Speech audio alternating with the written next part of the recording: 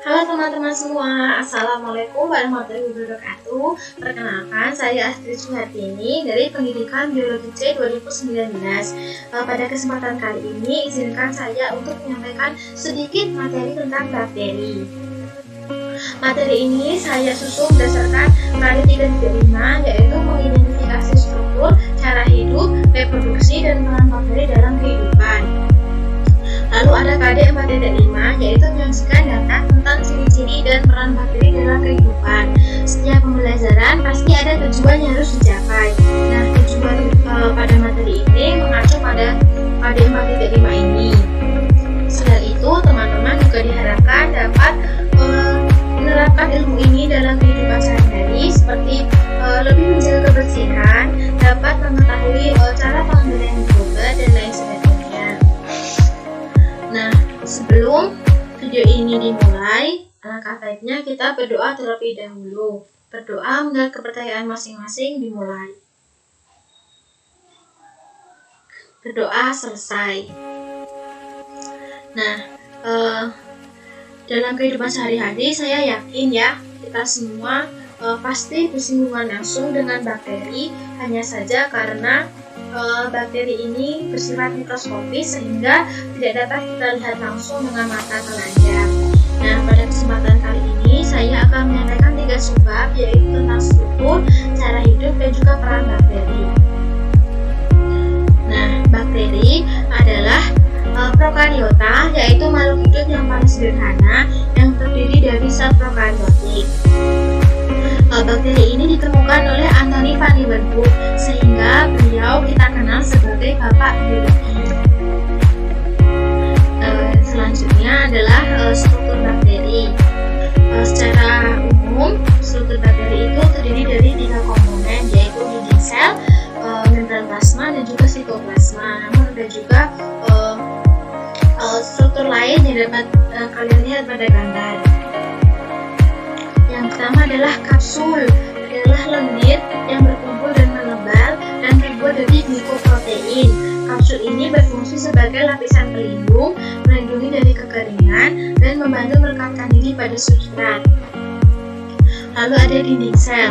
Pada bakteri dinding sel ini terbuat dari peptidoglika yang berfungsi untuk melindungi dan memberi bentuk pada bakteri. Menurut Hans Christian Gram, menurut susunan peptidoglikanya, bakteri terbagi menjadi 2, yaitu bakteri gram negatif dan juga positif.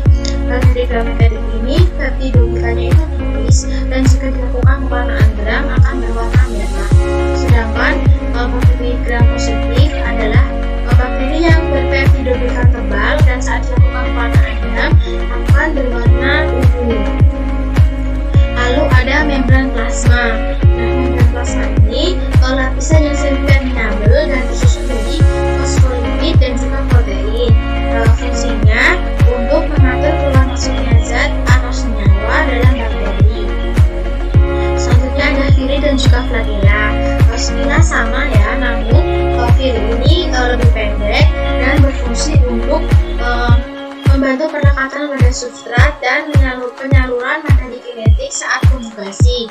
Sedangkan flagella ini lebih panjang dan berfungsi sebagai alat gerak. Lalu ada ribosom, sitoplasma, nukleoid, dan juga plasmid. Ribosom ini adalah organel tempat sintesis protein. Sitoplasma ini berupa cairan yang berfungsi sebagai tempat metabolisme sel. Nukleoid adalah nukleus semu, tempat berkumpulnya DNA, dan plasmid adalah sebagai vektor yang membawa gen asing untuk disisipkan dalam bakteri.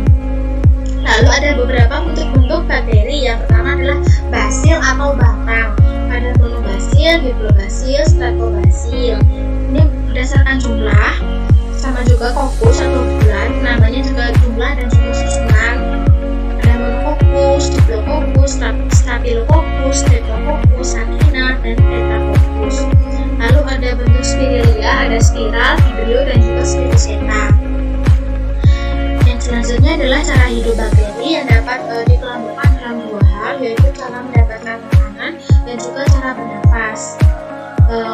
Menurut cara mendapatkan makanan, ada bakteri autotrof yang dapat mensintesis makanan sendiri dan juga heterotrof yang tidak dapat menyintesis makanannya sendiri. Bakteri autotrof dibagi menjadi dua, yaitu fotoautotrof dan juga kemoautotrof. Foto itu cahaya, berarti menggunakan cahaya matahari untuk mensintesis makanannya, contohnya Dioxytis sp.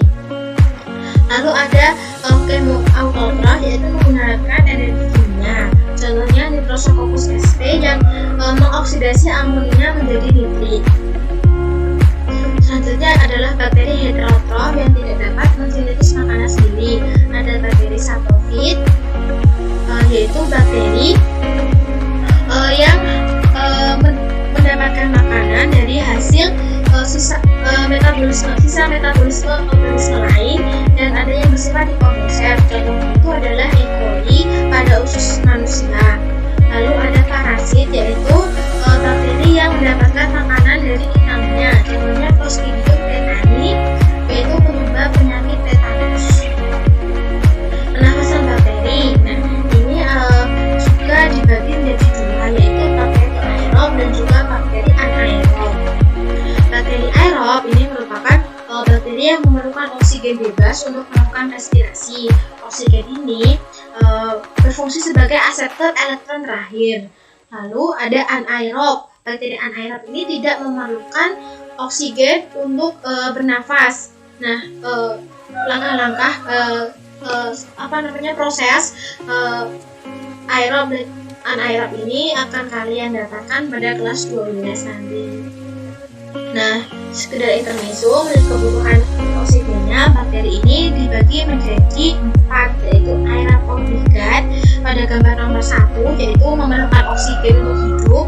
Yang kedua itu anaerob obligat, tidak memerlukan oksigen. Dan tabung nomor 2, yang nomor 3 itu ada anaerob fakultatif, yaitu dapat hidup dengan atau tanpa oksigen. Pada tabung keempat itu ada bakteri mikroaerofil, yaitu memerlukan oksigen dengan kadar rendah. Jika kebutuhan oksigen ini tidak terpenuhi dengan baik atau bakteri anaerob akan mendapatkan oksigen, itu malah akan menyebabkan kematian pada bakteri. Nah, yang selanjutnya itu peran bakteri pada manusia. Kita lihat ini ada mentega, ada nata de coco, ada keju, dan juga ada yogurt. Nah, beberapa makanan ini terbuat membutuhkan bakteri ya untuk proses fermentasi.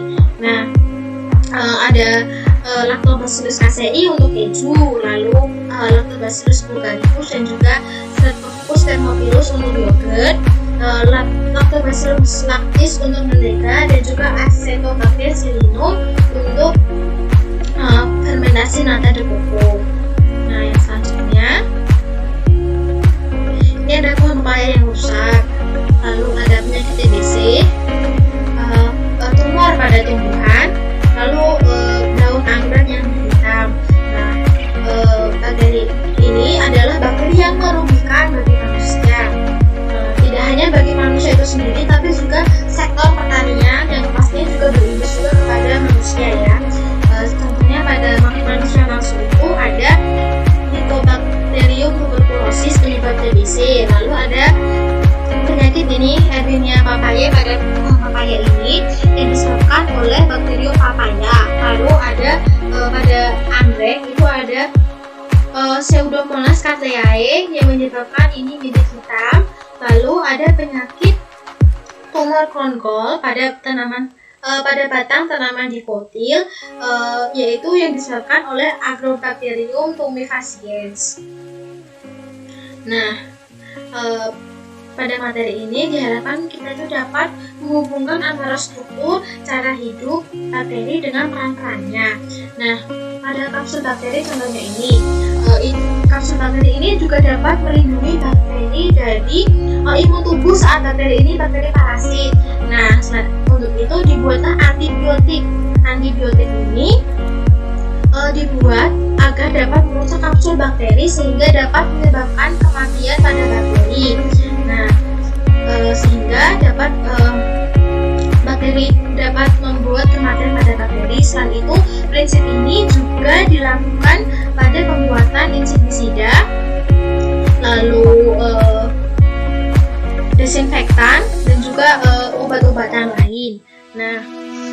pada era pandemi ini kita kan diwajibkan untuk cuci tangan ya. Nah, cuci tangan ini itu tidak untuk merusak kapsul, tidak untuk mematikan bakteri, tapi cuma untuk agar bakteri itu larut dalam busa yang dari sabun itu, sehingga saat dibilas air itu bakteri itu dapat ikut dengan air itu, sehingga kita itu disarankan cuci tangan dengan air yang mengalir, bukan air yang menggenang ya teman-teman, supaya kalau kita pakai air menggenang itu bakteri itu akan berkumpul pada air itu. Kalau air mengalir otomatis bakteri itu akan ikut pada air itu dan sampai ke pembuangan. Nah, selanjutnya ini kan pada era pandemi ya. Nah, ada virus corona yang muncul pada 2019 lalu. Selain bakteri ini juga berfungsi sebagai pembuatan vaksin. Jadi sebenarnya vaksin itu adalah bakteri yang dilemahkan atau bakteri yang mati, sehingga dapat memicu imun tubuh untuk lebih kuat. Pada pembuatan vaksin COVID-19 ini juga memiliki prinsip yang sama. Nah, virus atau bakteri dapat dimatikan, dilemahkan, atau juga dengan membuat antigen dengan struktur yang sama dengan virus atau bakteri. Nah, pembuatan vaksin ini memakan waktu yang cukup lama karena uji-uji yang dilakukan, dan juga setiap racikan vaksin yang dibuat itu belum pasti dapat menggunakan vaksin yang tepat dan langsung ampuh untuk mengobati. Dari materi ini dapat kita simpulkan bahwa teman-teman dapat mengetahui ciri-ciri bakteri dan peran-peran bakteri dalam kehidupan manusia, dan bakteri ini ternyata tidak juga berperan selalu baik ya untuk kehidupan kita, tapi tidak juga selalu buruk. Ada juga bentuk-bentuk bakteri. Lalu yang penting itu adalah tentang bakteri ini ternyata juga dapat kita buat untuk bahan baku vaksin ya. Artinya saat corona ini kita pastinya bertambah, sehingga masalah kesehatan sering-sering cuci tangan, lalu pakai hand sanitizer, adalah sumber-sumber materi yang saya gunakan pada video ini. Apabila teman-teman ingin menggunakan mencari materi yang tertulis ya, silahkan, ini adalah link-linknya. Nah, terima kasih sudah menyimak video saya. Kurang lebihnya mohon maaf apabila ada salah kata. Ini hanya sedikit materi tentang bakteri, bisa ditambahkan dengan sumber-sumber lain. Nah, sekian dari saya. Wassalamualaikum warahmatullahi wabarakatuh. Terima kasih semuanya.